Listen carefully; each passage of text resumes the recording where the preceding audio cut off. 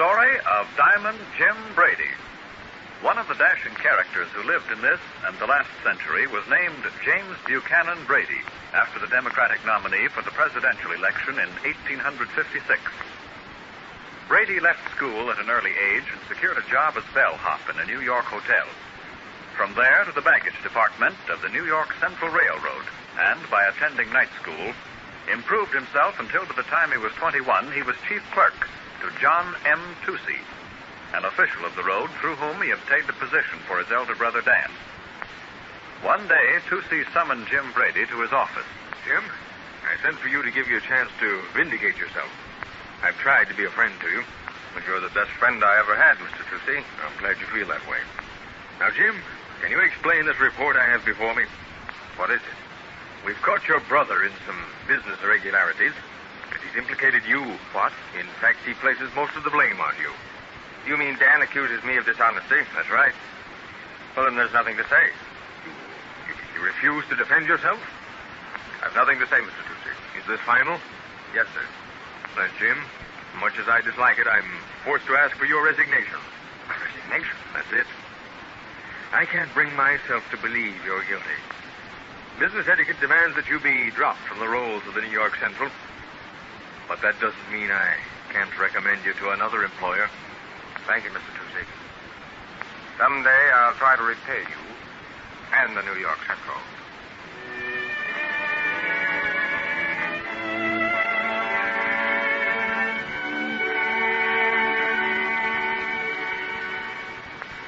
Toucey, true to his word, recommended Jim to the railroad supply house of Manning, Maxwell, and Moore. He started with the firm as a salesman, and it was shortly after this that his interest in diamonds led to the nickname Diamond Jim, which stuck to him through the rest of his life. As a salesman, he headed the company's list, and when an Englishman, Sampson Fox, invaded the United States with a new railroad undertruck and approached the firm of Manning, Maxwell, and Moore, Brady, the super salesman, was summoned to the interview. Brady, this is Mr. Fox, president of the Leeds Forge Company of Leeds, England. Glad to know you. Pleasure, I'm sure. Mr. Moore tells me you're the best railway supply salesman in this country. I think Mr. Moore overestimates my ability a little. I'm going to leave you two for a moment. I've already explained the merits of your undertruck. Mr. Fox, if you can make a deal with Jim, he can sell every railroad in this country. Now, Mr. Brady, I'll be as brief as possible. The Fox undertruck is made of pressed steel. Saves weight, is light, strong, and will carry double the load that your wooden beams will take. Well, why were the railroad officials opposed to it? They say it won't take curves, but I assure you no curve is too severe for the Fox undertruck. Mm-hmm. Sounds good to me. I'm interested. What's your proposition, Mr. Fox? I'm willing to make you sole representative in this country and pay you 33 1/3% on every sale you make. That's great. I'll take your offer. Pardon me, sir. Hello, Brady. Oh, come right in, Mr. Buchanan. Mr. Moore will be back in a minute. Oh, do you know Mr. Fox, Mr. Buchanan of the New York Central? Fox? Oh, yes. You make that steel undertruck, don't you? Yes, that's right. And now you're trying to sell Brady, eh? Not trying. He sold me. And now I'm going to sell you. Not in a million years. No? Mr. Buchanan, the New York Central can use this undertruck. Now, you are the superintendent of motive power and have the authority to make a test installation. Brady, that Fox undertruck is not practical. How are you going to take our bad curves with steel? Much better than you do with a wooden beam. My boy, those trucks are much too rigid for our roads. They couldn't stand the punishment on the curves. They lack flexibility. I think I know a little bit about freight cars, and I say they will work. Now, I'll tell you what you do. Run a test load on them. And if they don't do all that we claim, I'll pay the cost of the test myself. Can you afford to pay what it'll cost if they fail? Well, not personally, but Mr. Fox can and will. Will I? He'll be glad to. Fine. Then we'll try it out at once. Well, if you have that much faith in them, Jim, I guess I can take a chance. Have you enough trucks to make up a train load? 10 cars? Twice that size. How long to install them? 3 days. Give us some good workmen and a good shop. All right. You're on.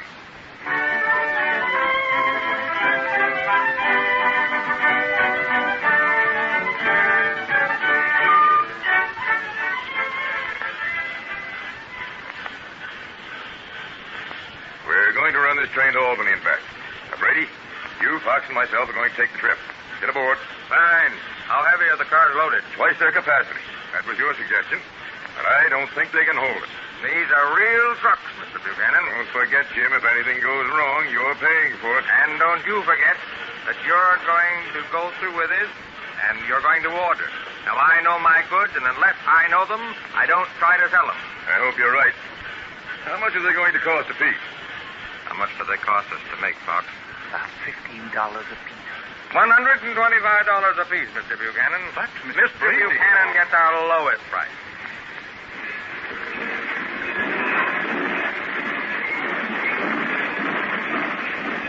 More speed.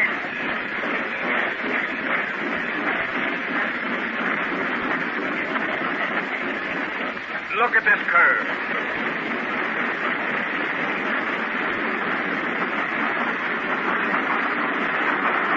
And your wooden beams take this one with the load we're carrying?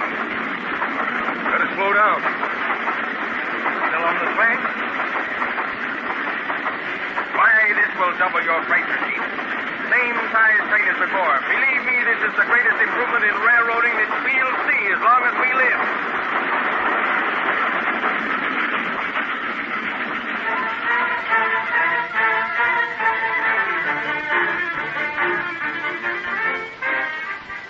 The Fox Undertruck was a tremendous success in the start of the Brady fortune. Diamond Jim was known for his love of good food and his ability to consume great quantities at each meal. He never liked to eat alone, and his favorite spot was Rector's.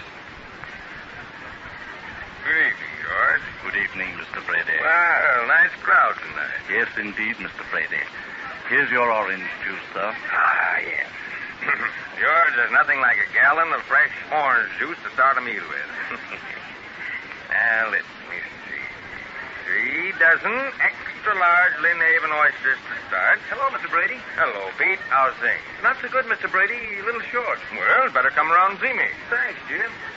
Lobster American, and then I'll have a dozen hard-shell crabs. Yes, Mr. Brady. Oh, Mr. Brady, I'm so glad to find you. Well, hello there, Dorothy. Why? What's wrong? Well, you see, the show closed, and I wondered if you'd let me have enough money to get home to my Why, school. sure. How much? Well, the fare is $27. Right. Here you are. Oh, but Mr. Brady, this is a $100 bill. Better take it. Maybe you'll need it. Oh, thank you so much, Mr. Brady. That's all right. Write me when you get home. Oh, yes, I will. Goodbye. Goodbye.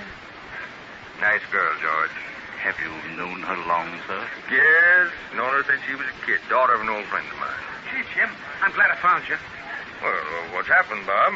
My wife's got to go to the hospital. Operation. I haven't got a cent. I wanted... Sure. Here, take 1,000. If that ain't enough, come back and get some more. Thanks, Jim. I won't forget this. Be serious, too, you know. Mr. Brady, very embarrassing to have things like this happening in Rector. Oh, sure. Don't let it bother you, George. Pardon my saying it, sir, but I think some of these people are taking advantage of you. George, I know some of them are pulling my leg, but, you know, it's kind of fun to be a sucker. Well, when you can afford it.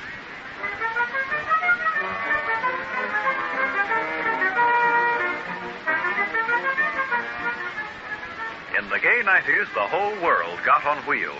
Everyone who had the price bought a bicycle. Jim owned 2 dozen. He loaned them to his friends, and he had one made to order for his dearest friend, the actress Lillian Russell. Open that leather case, Lillian. What in heaven's name can you have in this huge case? A little piece of jewelry for you. Oh, see now. A bicycle. All gold. Oh, Jim, that's the most beautiful...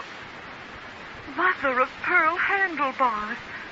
And, Jim, those stones set on the frame and around the wheels, are they Yeah? real diamonds? Well, you wouldn't want cheap imitations set in gold, would you? No, Jim, you're right. I'm going to give you a big kiss and a hug. Thanks, Lillian. That was no imitation either.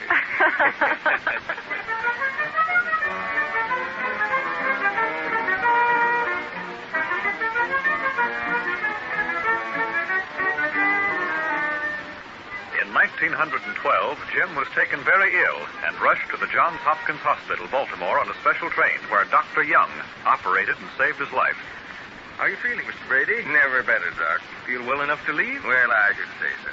You know, Doc, this business of saving lives is kind of interesting, ain't it, Doc? It certainly is. And one that leaves much to be discovered. Well, I suppose it takes a lot of money to do all this experimenting. Yes. More, unfortunately, than we here at Johns Hopkins are able to obtain. You know, Doc, I'd like to help you along down here. Oh, please don't feel that you're under obligations to us for what we've done for you. Dr. Young, my income is over $1 million a year. Now, just what could you do if I was to give you, say, a couple of $100,000? Mr. Brady, with $200,000, I could build and equip the finest clinic in the world. Well, what do you say we do it? Well, I can't find words to express Well, don't myself. bother, Dr. Young. It's all settled. We start to build at once.